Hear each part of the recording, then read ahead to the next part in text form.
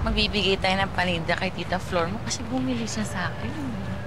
Good morning, Tita Flor! Good morning, Cassie! Dala niyo ba ni Mama Minerva at Ate Sheena ang orders ko? Opo, dala po naman yung gourmet tuyo, tsaka po yung atsara. Next time po, order po ulit kayo ha. Tapos damihan niyo po para marami po akong pambibili ng toys. Napaka-cute mo talaga, bata ka. Pwede kang maging artista. Commercial model.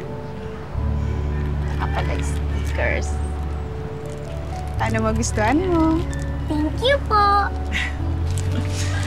Flor, salamat ah. Offer mo na rin ako sa ibang mga kaibigan. Oo naman. Ito nga pala yung bakit. Salamat. Mauna na ako. Sige. Mama, bili po tayo ng halo-halo. Ate, tara! Please.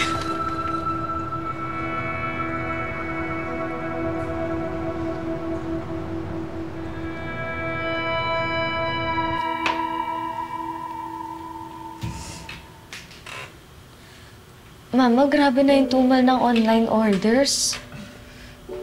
Magtrabaho na lang kaya ako. Total, graduate naman ako ng junior high school at senior high school nung online class sa pandemic. Ano mo naintindihin yan?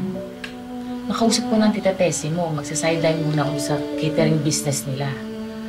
Ang atupagin mo yung college scholarship application mo, hindi ba malapit na yun?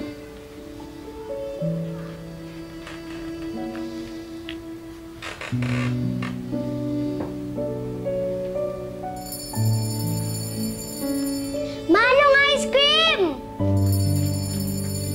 Mama, pili po tayo ng ice cream. Anak, kakakain mo na ng halo-halo kanina.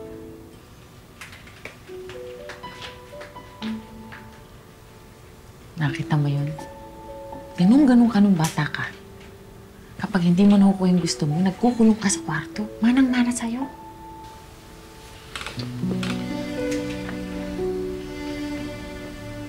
Ma, sabihin na kaya natin kay Cassie ang totoo. Anong totoo? Na ako ang nanay niya. Huwag kang maingay. Marinig ka. Ayaw mo naman nasarado pa ang utak ng mga tao pagdating sa mga dalagang nabubuntis ng maaga. Tsaka di ba yung scholarship grant mo, may clause doon na never married and no kids. Anak, panindigan na natin to. Balang araw maiintindihan ni Cassie bakit natin nilihim sa kanyang totoo. Para sa future mo itong dalawa.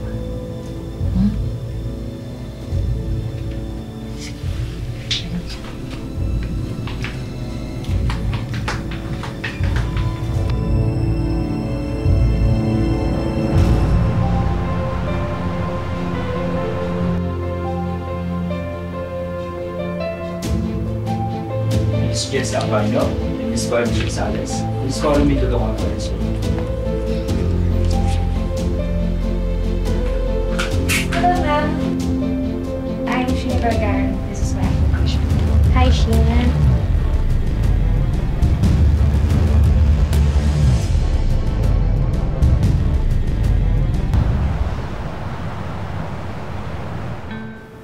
Thank you.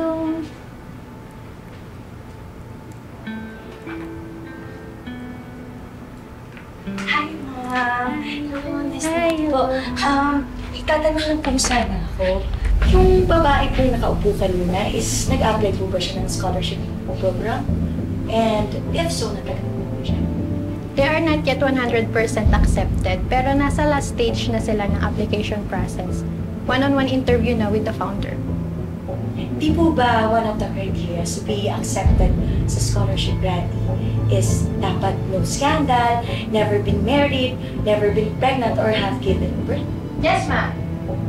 Why? Did you recognize any of the applicants who were here earlier? Well,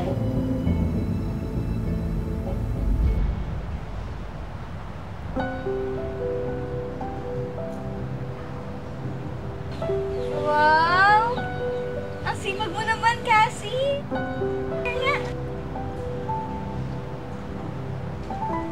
Sisi!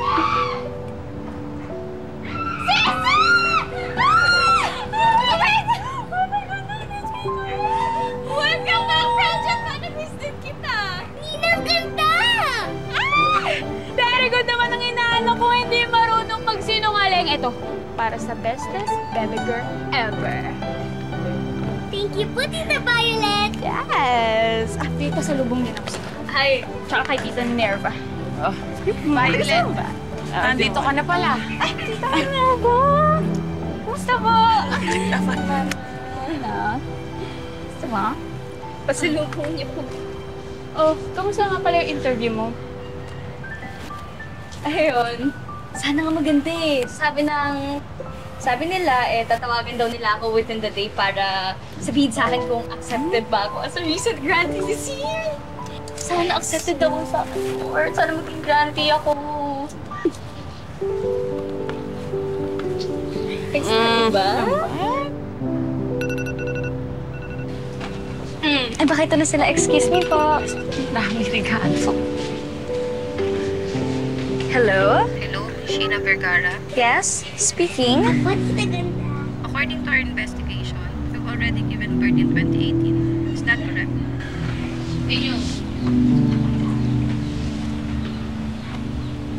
Yes, I understand. Thank you so much for the opportunity. Bye.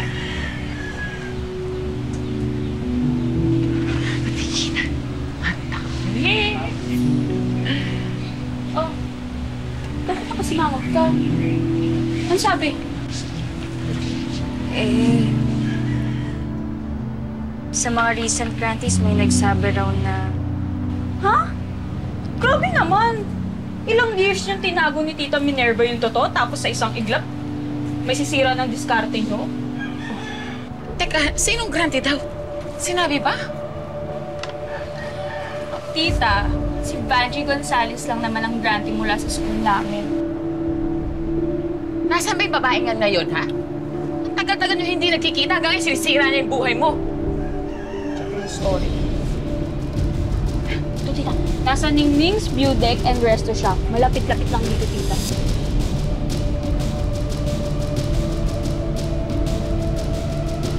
Ma, saan ka pupunta? May nakalimutan akong bilhin sa palengke. Babalik ako. Huwag kayong susunod, ah.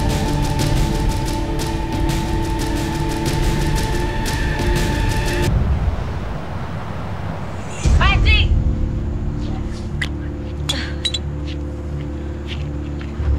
Hoy!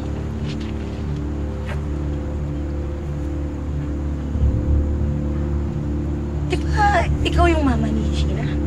Buti naman nakilala mo pa. Huwag na tayo magpaligoy-ligoy pa. Alam ko ikaw ang sumubutahe sa scholarship ng anak ko. Bakit hanggang ngayon ginugulo mo yung buhay niya?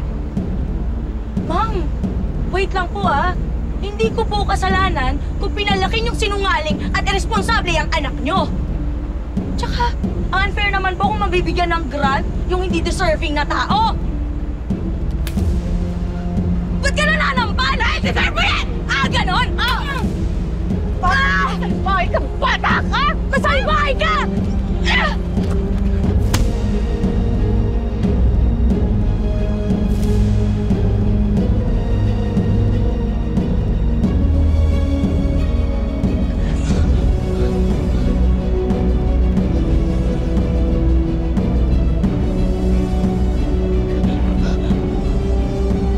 Vangie!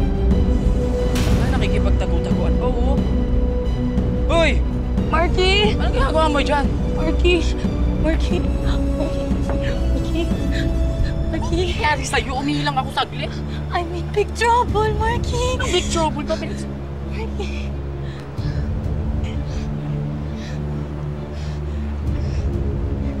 Oh my God. Vangie! Ginawa mo! Marky, di ko kinakaya. Marky, ano gagawin ko? Marky!